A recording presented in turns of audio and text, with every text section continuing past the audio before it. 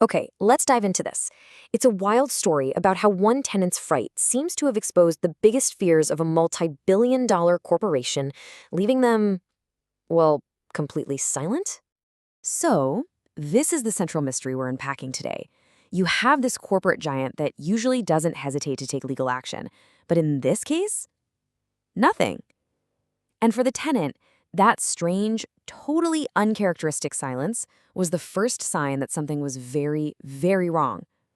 For the landlord, get this, we're talking about more than $55,000 in unpaid rent. Now, normally a landlord would be all over that, but according to the tenant story, the landlord, Brookfield Properties, has been too scared to even try and collect it. The theory is they're avoiding court at all costs because of what might get uncovered. All right, so Section 1, a landlord's terrifying silence. Typically, a landlord in this spot would start legal action almost immediately. But here, there was a documented 66-day delay. 66 days! From the tenant's point of view, that silence was the first real clue that their claims had the landlord backed into a corner. Okay, on to Section 2, uncovering the smoking guns. So let's look at the evidence the tenant put together, and believe me, they did their homework. Filing complaints with pretty much every New York agency you can think of, HPD, the Public Service Commission, you name it. The whole investigation apparently kicked off with the apartment's air conditioning units. The tenant's claim was that these things weren't just jacking up the electric bills, they were a serious safety risk hiding right there in the walls. So think about that. These units are pulling a ton of electricity even when they're switched off.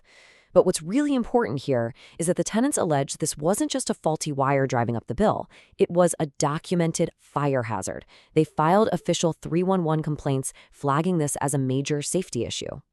And this number? This is where a simple maintenance request blows up into a massive problem for the landlord. That's the high-end estimate to replace these allegedly faulty, hazardous AC units across the entire 844-unit building. We're talking a multi-million-dollar headache. All right, the next smoking gun the tenant presented was buried right in the utility bills. The allegation here is that the bills showed a huge conflict of interest and a clear pattern of overcharging, what the tenant basically called a utility heist. And check this out. This table shows you exactly what was going on. The parent company, Brookfield Properties, owns the building, the Eugene. And who owns the utility company, Metergy? You guessed it, Brookfield. The tenant argued this is a totally captive system where the landlord can profit from both rent and inflated electricity costs from their own faulty equipment. But here's the real bombshell. The tenant's case points to a leaked internal email, an email where someone apparently admits that the company was deliberately overbilling tenants. I mean, if true, that's not just a mistake, that's potential evidence of intentional fraud. And the final piece of the puzzle, according to the tenant, was found in the paperwork itself. A colossal, almost unbelievable failure of basic contract law. So just look at this. On one side, you have the last valid lease signed by everybody, all good. On the other, you have the 2024 renewal offer with this insane rent hike. But here's the kicker.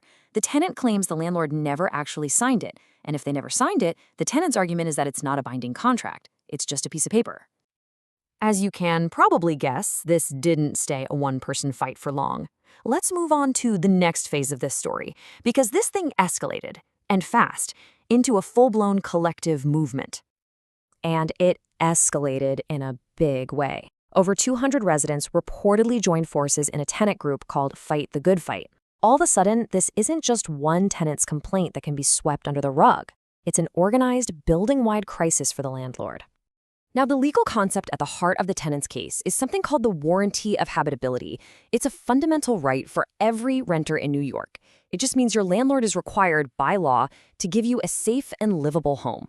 And the tenants are arguing that dangerous wiring and fire hazard AC units are a clear violation of that right. Okay, so now we get to the big reveal. This is the tenant's theory for why the landlord has been so quiet. All this evidence they dug up exposes several massive financial risks for the company. I mean, just put yourself in the landlord's shoes for a second. You're looking at a potential $6.2 million bill for new ACs. You're facing a massive class action lawsuit over utility fraud. You could lose millions in tax breaks. And oh, by the way, the Attorney General and Public Service Commission might start investigating you. It's a complete nightmare scenario for them. So, the tenant group's interpretation of all this is pretty simple. The landlord's silence isn't a strategy, it's paralysis. They're terrified of discovery, the legal process where all this evidence would become public record. The cost of that public exposure is so much higher than any unpaid rent they could collect. So, what's the big takeaway from all this? Well, this case basically gives us a playbook, a step-by-step guide for how tenants can try to level the playing field, even against a huge corporate opponent. It really seems to come down to these three things. First, you have to document everything. Every email, every bill, every call. Create a paper trail they can't deny. Second, know the law. Understand your rights inside and out. And third, and this might be the most powerful step of all, organize. One voice is easy to ignore. Hundreds of voices together, that's a crisis they have to deal with. And that leaves us with one final, pretty big question. If one group of tenants doing their homework can uncover all of this, you have to wonder, how many other buildings, how many other landlords have serious issues just sitting below the surface, waiting for someone to start asking questions?